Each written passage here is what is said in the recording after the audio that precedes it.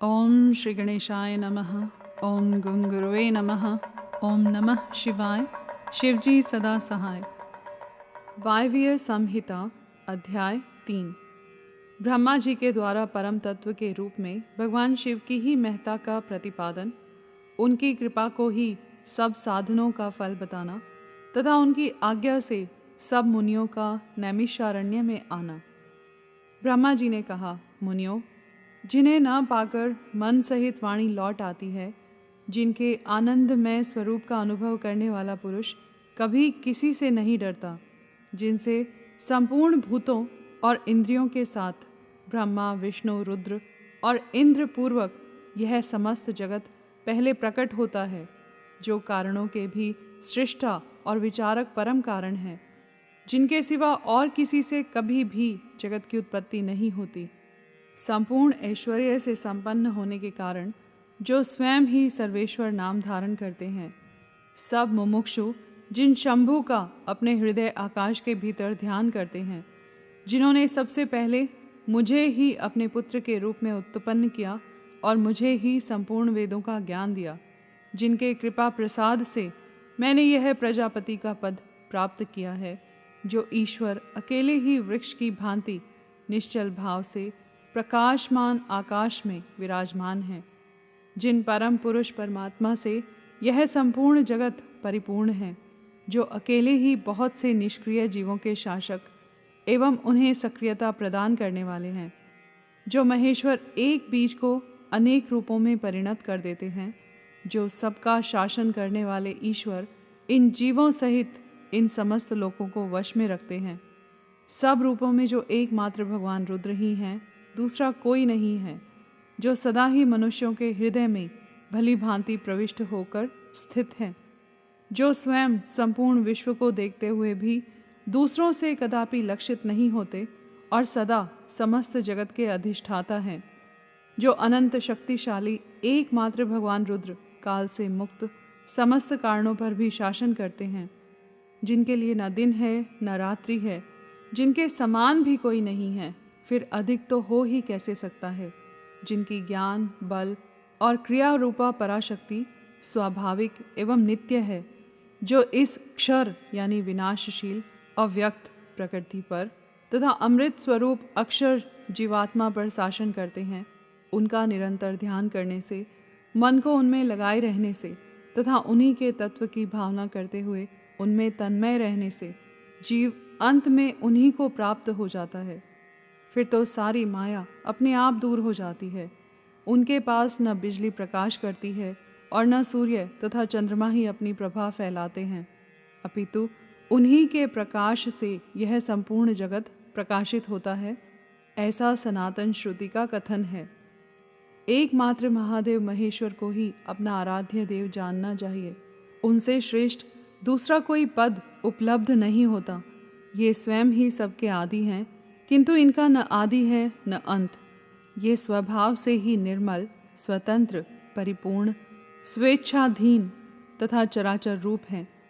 इनका शरीर अप्राकृतिक यानी दिव्य है।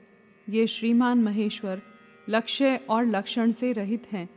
ये नित्य मुक्त होकर सबको बंधन से मुक्त करने वाले हैं। काल की सीमा से परे रहकर काल को प्रेरित करने वाले हैं। ये सबके ऊपर निवास करते हैं, स्वयं ही सबके आवास स्थान हैं, सर्वज्ञ हैं तथा 6 प्रकार के अध्वा यानी मार्ग से युक्त इस संपूर्ण जगत के पालक हैं। उत्तरोत्तर उत्कृष्ट भूतों से वे परम उत्कृष्ट हैं। उनसे बढ़कर दूसरा कोई नहीं है। अनंत आनंद राशि रूप मकरंद का पान करने वाले मधुव्रत यानी भ्रमर हैं। अखंड ब्रह्मांडों को मसल कर मृत पिंड के समान कर देने की कला में पंडित हैं। उदारता, वीरता, गंभीरता और मधुरता के महासागर हैं। इनके समान भी कोई वस्तु नहीं है, फिर इनसे बढ़कर तो हो ही कैसे सकती है। ये उपमा रहित हैं। समस्त प्राणियों के राजाधिराज के रूप में विराजमान हैं। ये ही सृष्टि के प्रारंभ में अपने अद्भुत क्रियाकलाप द्वारा इस संपूर्ण जगत की सृष्टि करते हैं और अंत काल में यह फिर इन्हीं में लीन हो जाएगा। सब प्राणी इन्हीं के वश में हैं। ये ही सबको विभिन्न कार्यों में नियुक्त करने वाले हैं। पराभक्ति से ही इनका दर्शन होता है, अन्य किसी प्रकार से कभी नहीं। व्रत, संपूर्ण दान, तपस्या और नियम, इन सब साधनों को पूर्व काल में सत्पुरुषों ने भाव शुद्धि तथा अनुराग की उत्पत्ति के लिए ही बताया था, इसमें संशय नहीं है। मैं, भगवान विष्णु, रुद्रदेव तथा दूसरे देवता एवं असुर आज भी उग्र तपस्याओं के द्वारा उनके दर्शन की इच्छा रखते हैं। धर्म भ्रष्ट, मूढ़, दुष्ट और घृणित आचार विचार वाले लोगों को उनका दर्शन होना असंभव है। भक्तजन भीतर और बाहर भी उन्हीं का पूजन एवं ध्यान करते हैं। यह रूप 3 प्रकार का है, स्थूल, सूक्ष्म और इन दोनों से परे। हम सब देवता आदि जिस रूप को प्रत्यक्ष देखते हैं वह स्थूल है। सूक्ष्म रूप का दर्शन केवल योगियों को होता है और उससे भी परे जो नित्य ज्ञान स्वरूप, आनंदमय तथा अविनाशी भगवत स्वरूप है, वह उसमें निष्ठा रखने वाले भजन परायण भक्तों की ही दृष्टि में आता है। भगवत वृत्त का आश्रय लेने वाले भक्त ही उसको देख पाते हैं। इस विषय में अधिक कहने से क्या लाभ। गुह्य से भी गुह्यतर एवं उत्कृष्ट साधन है भगवान शिव के प्रति भक्ति। जो उस भक्ति से युक्त है वह संसार बंधन से मुक्त हो जाता है, इसमें संदेह नहीं है। वह भक्ति भगवान शिव की कृपा से ही उपलब्ध होती है और उनकी कृपा भी भक्ति से ही संभव होती है। इस प्रकार ये दोनों एक दूसरे के आश्रित हैं। ठीक वैसे ही जैसे अंकुर से बीज और बीज से अंकुर होता है। जीव को भगवत कृपा से ही सर्वत्र सिद्धियां मिलती हैं। संपूर्ण साधनों से अंत में भगवान की कृपा ही साध्य है। अंतःकरण की शुद्धि या प्रसाद का साधन है धर्म, और उस धर्म के स्वरूप का प्रतिपादन वेद ने किया है। वेदों के अभ्यास से पहले के पुण्य और पापों में समता आती है।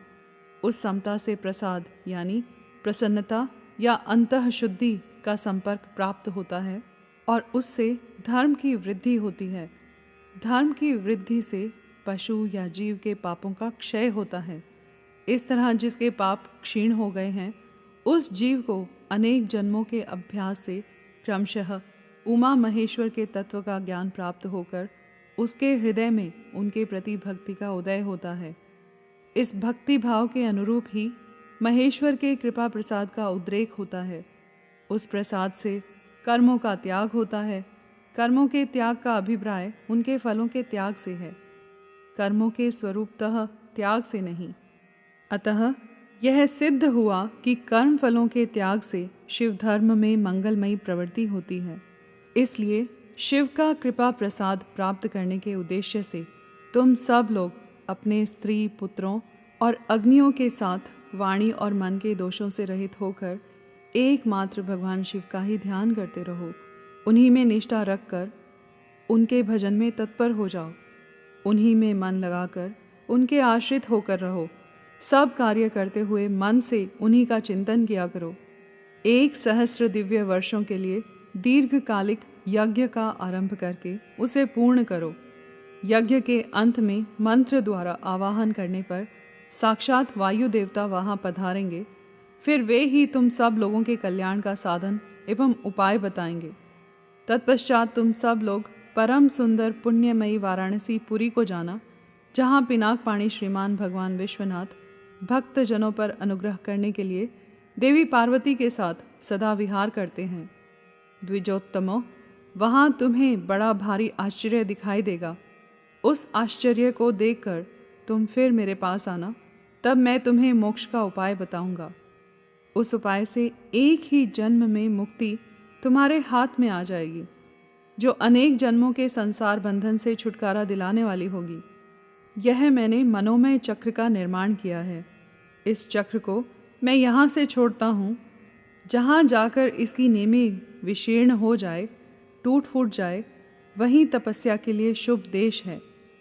ऐसा कहकर पितामह ब्रह्मा ने उस सूर्य तुल्य तेजस्वी मनोमय चक्र की ओर देखा और महादेव जी को प्रणाम करके उसे छोड़ दिया। वे सब ब्राह्मण उन लोकनाथ ब्रह्मा जी को प्रणाम करके उस स्थान के लिए चल दिए जहाँ उस चक्र की नेमी जीर्ण शीर्ण होने वाली थी। ब्रह्मा जी का फेंका हुआ वह सुंदर चक्र मनोहर शिलाखंडों से युक्त और निर्मल एवं स्वादिष्ट जल से पूर्ण किसी वन में गिरा।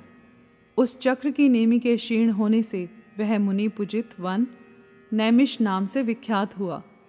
अनेक यक्ष, गंधर्व और विद्याधर वहाँ आकर रहने लगे।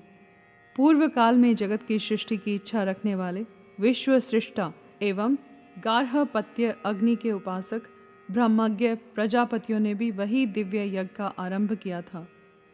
वहीं शब्द शास्त्र, अर्थशास्त्र तथा न्याय शास्त्र के ज्ञाता विद्वान महर्षियों ने शक्ति, ज्ञान और क्रिया योग के द्वारा शास्त्रीय विधि का अनुष्ठान किया था। उसी स्थान पर वेद वेता विद्वान सदा वाद और जल्प के बल से युक्त वचनों द्वारा अतिवाद करने वाले वेद बहिष्कृत नास्तिकों को पराहत या पराजित करते थे। तभी से नैमिषारण्य ऋषियों की तपस्या के योग्य स्थान बन गया। स्फटिक मणिमय पर्वत की शिलाओं से झरते हुए अमृत के समान मधुर एवं स्वच्छ जल के कारण वह वन बड़ा रमणीय प्रतीत होता है। वहाँ प्राय अत्यंत रसीले फल देने वाले वृक्ष हैं तथा उस वन में हिंसक जीव जंतुओं का अभाव है। यहाँ पर अध्याय 3 समाप्त हुआ। कर्पूर गौरम करुणावतारम संसार सारम भुजगेंद्रहारम सदा वसंतम हृदयारविंदे भवम भवानी सहितम नमामि।